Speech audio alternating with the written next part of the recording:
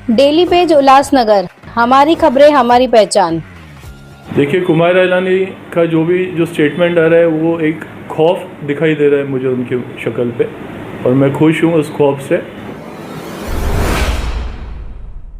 देखिए, ऐसा बेअक्ल आमदार जो ये बोलता है कि ओमी कलानी कभी 5 बजे निकला घर से, 5 बजे खड्डे दिखे क्या? खड्डे हैं क्या हमारे शहर में? अरे हमारे शहर के लोगों से पूछो कि खड्डों की वजह से क्या हालत है। 141 विधानसभा के आमदार कुमार आइलानी द्वारा शहर के रास्तों के खराब हालत और गड्ढों के लिए 11,000 रुपए का दान हेल्पिंग हैंड्स फाउंडेशन, छावा संगठना और जेएमडी गणेश मित्र मंडल को किए गए ताकि वे लोग शहर के गड्ढे भर सके।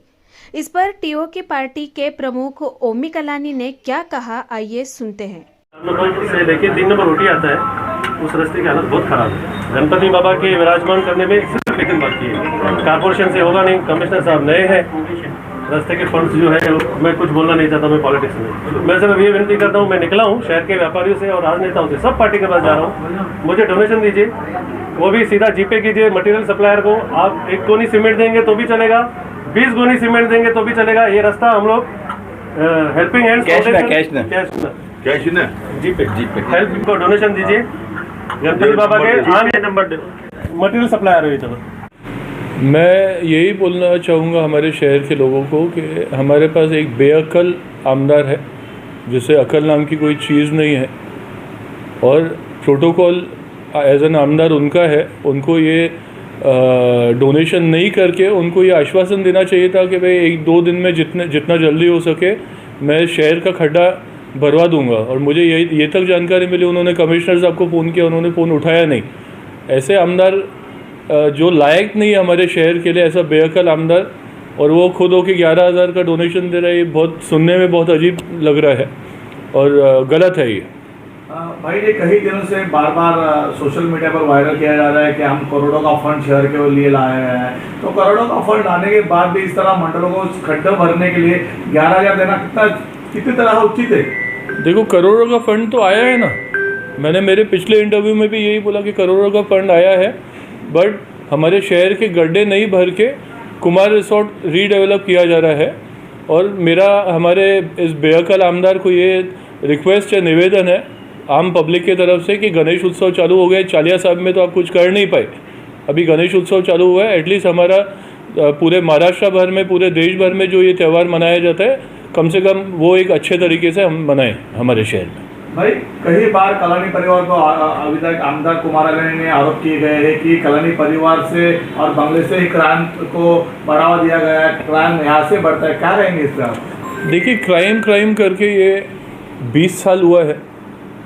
आज 20 साल में कुमार आइलानी को कोई और इशू मिला नहीं है, लेकिन अभी सिंस उन्होंने बात निकाली है क्राइम से रिलेटेड, तो मैं आम पब्लिक को ये बताना चाहूँगा, जो क्राइम जो शुरू हुआ है वो कुमार आइलानी की तरफ से शुरू हुआ है।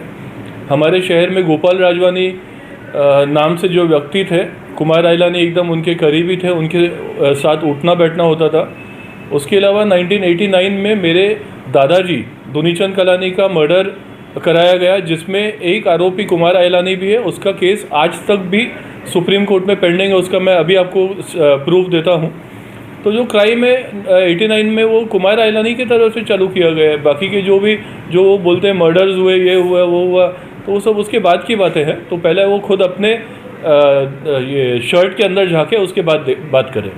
कुमार आइलानी द्वारा कुछ दिन पहले सोशल मीडिया पर कुछ पत्रकारों का इंटरव्यू देते हुए ये कहा गया था कि ओमी कलानी घर से निकलते ही 4 बजे उनको खड्डे कहाँ से दिखे।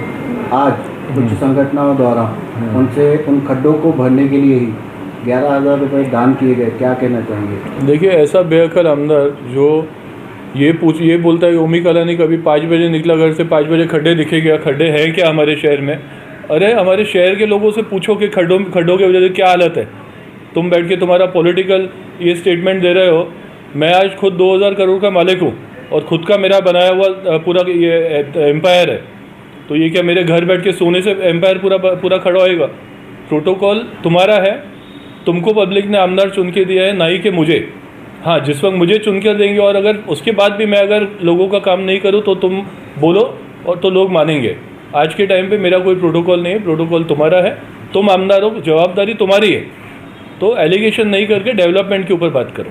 भूमि जी, कई बार आपके पिताजी के ऊपर टिप्पणी की गई है आइलानी द्वारा, इस पर आपका क्या कहना है? देखिए, ये लोगों को पता है कि पप्पू कलानी ने उल्लासनगर के लिए क्या काम किया है, क्या डेवलपमेंट किया है। शायद कुमार को उस चीज़ की जानकारी नहीं है या उस चीज़ में अक्ल नहीं है। दुनीचंद कलानी आपके कौन थे और इनकी हत्या कौन से साल में हुई थी? ये 1989 में दुनीचंद कलानी कांग्रेस के ज़िला अध्यक्ष हुआ करते थे। ये मेरे पिताजी के राजनीतिक गुरु हैं और जो कि मेरे पिताजी के चाचा लगते हैं। वो उनका दिन दहाड़े मर्डर किया गया था, उनके शरीर के टुकड़े किए गए थे, उनके फ़ोटोग्राफ्स भी आप बोलेंगे मैं आपको देने को तैयार हूँ।